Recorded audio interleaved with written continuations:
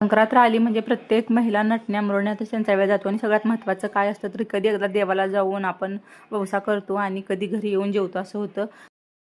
कारण आपल्याला देवाला गेल्याशिवाय आपल्याला जेवणाची परवानगी नसते आणि इथं आले तर बापरे भली मोठी रांग होती इथे. खूप वेळ तर लागणारच होता तर म्हटलं चला गप्पा मारू. आम्ही सगळे गप्पा मारत मारत कधी वेळ निघून गेला समजलंच नाही.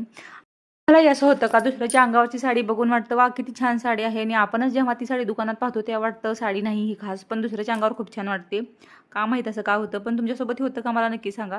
आणि नंतर आम्ही आमच्या गावातल्या विठ्ठल रुक्मिणीच्या मंदिरात आलो. खूप सुंदर मंदिर आहे आमच्या गावातलं हे. आता पंढरपूरला जाणं काही शक्य नाही तर ह्याच देवळात येऊन आम्ही देवाचं दर्शन घेतलं आणि नंतर आमच्या गावात एक लक्ष्मीचं मंदिर आहे तिथंही गेलो आणि तिथं जाऊन आम्ही हळदी कुंकाचा कार्यक्रम केला. आपण ज्या घरात महिला असतो ज्या आपण हाऊसवाईफ आहोत त्यांचं कसं असतं ना आपण दिवसभर घरातच असतो आपल्याला बाहेरचं वातावरण माहीत नाही. कधी जर असा वेळ मिळाला तर खूप गप्पा गोष्टी होतात. आपल्या वयापेक्षा मोठ्या सोबत सुद्धा आपलं सुत जुळलं जातं. कधीतरी असा वेळ मिळाला तर मला वाटतं प्रत्येकानेच यावं आणि असं बाहेर वेळ घालवावा कारण आपलाही मूड फ्रेश होतो. आपल्या मैत्रिणीही आपल्याला भेटतात. एखाद्या सणानिमित्तच आपण बाहेर भेटतो आणि आपल्याला बाहेर पडायला मिळतं तर का नाही. सर्वांनीच जावं आणि एका निमित्ताने का होईना आपला मूड फ्रेश व्हावा यासाठी तर तुम्ही नक्कीच जावा बाहेर आणि मैत्रिणी बनवा खुश राहा.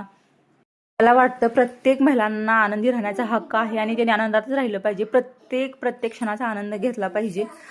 लोकांनी तुम्हाला येऊन विचारलं पाहिजे एवढी आनंदी कशी राहते आणि कशासाठी राहते तुझ्याकडे असं लोकांनी विचारलं पाहिजे. एवढा आनंदी राहा आणि तेवढा आनंद राहण्याचा हक्क तुम्हाला आहे. जेव्हा तुम्ही आनंदी राहाल तेव्हा तुम्ही तुमच्या मुलांना तुमच्या घरातल्या परिवारातल्या लोकांना आनंदी ठेवाल.